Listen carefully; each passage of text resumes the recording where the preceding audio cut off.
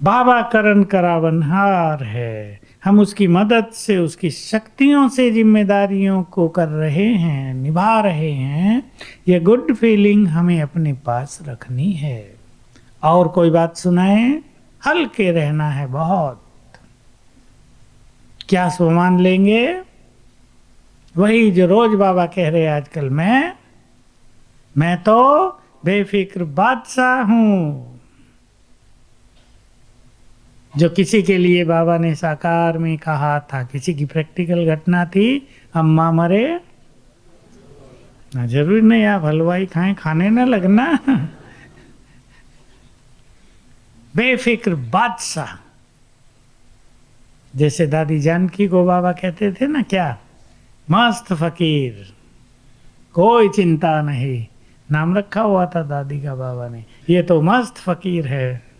फकीर माना चलते फिरते रहने वाले, मस्त। जहाँ बाबा ने कहा चल दिए, अपना सामान उठाया और चल दिए। तब अटैची वगैरह नहीं होती थी, कुछ और छोटे मोटे थैले होते थे, उनमें सामान भरा और चल दिया। आजकल जैसा रॉयल सा जमाना नहीं था। मस्त फकीर बन जाएं, बेफिक्र बादशाह, तो बहुत हल्के रहेंगे। अब इसकी आप प्रैक्टिस करना। और भी व्यक्तिगत पॉइंट्स बाबा की मूल्यों से आप रख सकते हैं अपने लिए। मुझे बहुत हल्का रहना है, मैं तो फरिश्ता हूँ। फरिश्तों को ना कोई बांध सकता, ना ऊपर से दबा के नीचे ला सकता। हल्के डबल लाइट हैं, उड़ने वाले हैं। ये स्वमान भी बहुत मदद करेगा। तो कल की प्रैक्टिस, मैं फरिश्ता हूँ, डबल लाइट। और वतन में जाकर बाबा से बहुत अच्छा मिलन, कई बार मिलन करें। कल हम परसों की तैयारी करेंगे। लेना है ना वरदान? सच्चे मन से, मेरे कहने से काम नहीं चलेगा आपको। आप सच्चे मन से अपने मन में ठान लो, मुझे परसों बाबा से ये वरदान लेना है। और उसकी तैयारी कल कर लें। एक दिन की तपस्या से वरदान मिल जाए तो कितना सस्ता है, या नहीं? लोगों ने तो कहा इसने 1000 साल तपस्या की, तब प्रभु जी राजी हुए, वरदान ले लो। और हम केवल एक दिन करेंगे और परसों करेंगे, केवल 2 दिन के अभ्यास। तो कल होगा मैं फरिश्ता हूँ, और ऊपर चलेंगे। तीनों ड्रिल जो हमने आपको सुनाई, उन तीनों की प्रैक्टिस कल सारा दिन करेंगे। ऊपर से बाबा की किरणें पड़ती हैं। फरिश्ता माना योग युक्त, अकेला नहीं, कंबाइंड हैं वो बाबा से सदा ही।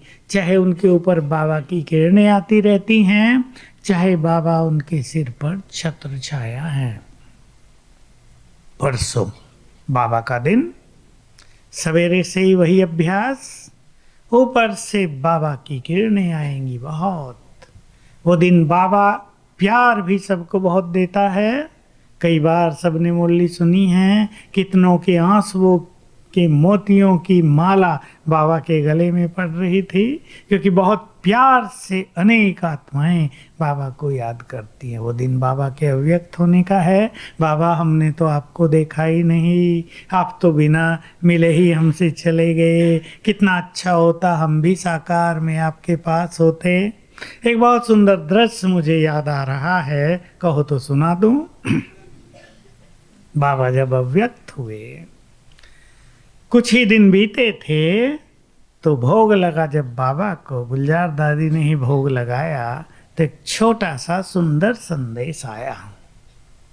संदेश 1 मिनट का ही, आप सुन के आपको आनंद आ जाएगा।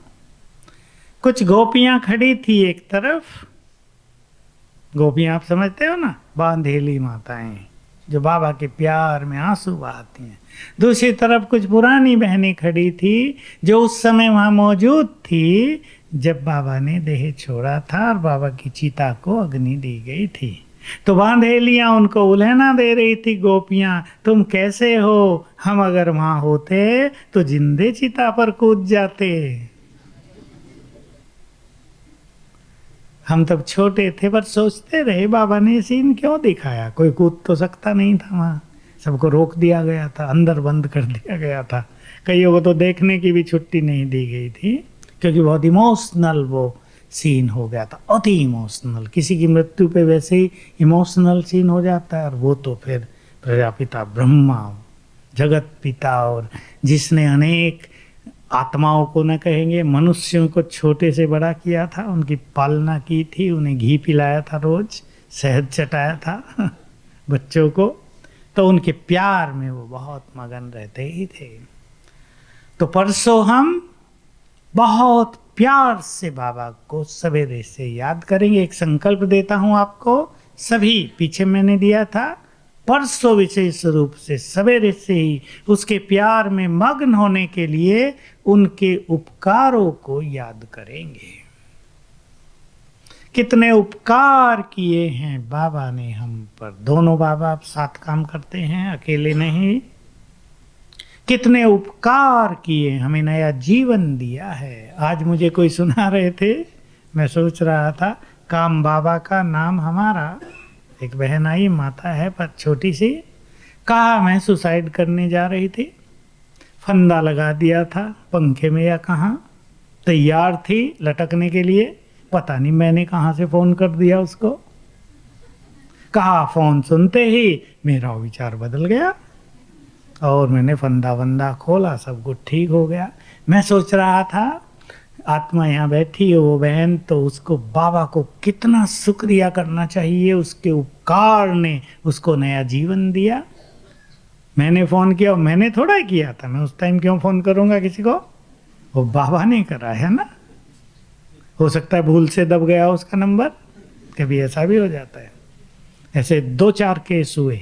एक उड़ीसा का युवक मैरिड, सुसाइड करने के लिए नदी के किनारे पहुंच गया, बस खड़ा है और मुझे डूबना है, हाथ पार ऐसे, डर भी लगता है ना, हाथ ऐसे हिला रहा तो जेब पे लग गया, फ़ोन कहाँ से आ गया मेरे पास, मरने के समय फ़ोन भी ले आया।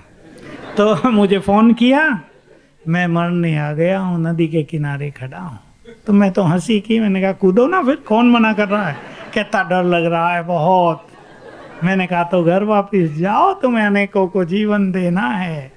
तो बाबा के उपकार हुए ना, वो मैंने थोड़ा ही किया, वो बाबा ने उसके फ़ोन को हाथ लगवा दिया, उसको जीना था। और उसके बाद ऐसा हुआ कि जैसे उसकी वो ग्रहचारी टल गई, उसका बिजनेस 2 साल में ही टॉप पर पहुंच गया, वो करोड़पति बन गया बहुत जल्दी। तो वो एक ग्रहचारी थी, बैड टाइम था उसके लिए, वो पास हो गया। तो बाबा के कितने उपकार हैं हम पर, याद करो। हर एक को बाबा ने क्या क्या दिया है, नया जीवन दिया है, अनेकों को बचाया है, माया के तूफानों से बचाया है, अनेक समस्याओं से मुक्त किया है। कुछ ऐसी घटनाएं होती हैं जिनमें बाबा हमें बचा देता है, हमें पता नहीं चलता। आबू से बस आ रही है, 2 शांतिवन के भाई मधुबन गए थे, उनकी अपनी बस छूट गई। उन्होंने सोचा 7 बजे वाली बस ऊपर से नीचे आती है, उसमें बैठेंगे। वो भाग रहे बस छूट रही है, वो कर रहे हैं रोको रोको रोको, बस निकल गई। वो बड़े परेशान, अब कैसे जाएंगे, बस भी छूट गई, बाबा ने मदद नहीं की। लेकिन उसी बस का बीच में आके एक्सीडेंट हुआ, 30 लोग मरे, दुर्गति हो गई। तो उनके बिना पता होते भी भगवान ने उनको बचाया ना, कितना बड़ा उपकार। उनके उपकारों को हम याद करेंगे। और अगर आंसू उस दिन सवेरे आए तो बाबा के उपकारों को याद करके आने चाहिए। ये उपकारों की स्मृति हमें उसके प्यार में मग्न कर देगी। तो 18 जनवरी भगवान हमसे मिलने आ रहा है, मेरे जैसा भाग्यवान कोई नहीं, वरदान देने आ रहा। उस दिन ये बात खास याद करेंगे और फिर देखेंगे बाबा आ रहा है। आ गया, अब बाप दादा को देखेंगे हमारे सामने, सिर पर हाथ रखा और वरदान दिया। वही वरदान जो सवेरे लिया, सारा दिन ऐसे उसको याद करेंगे। और जब बाबा आएंगे उस वरदान पर स्टैंप लगवा देंगे बाबा की। ठीक है, पसंद है सबको? ओम शांति।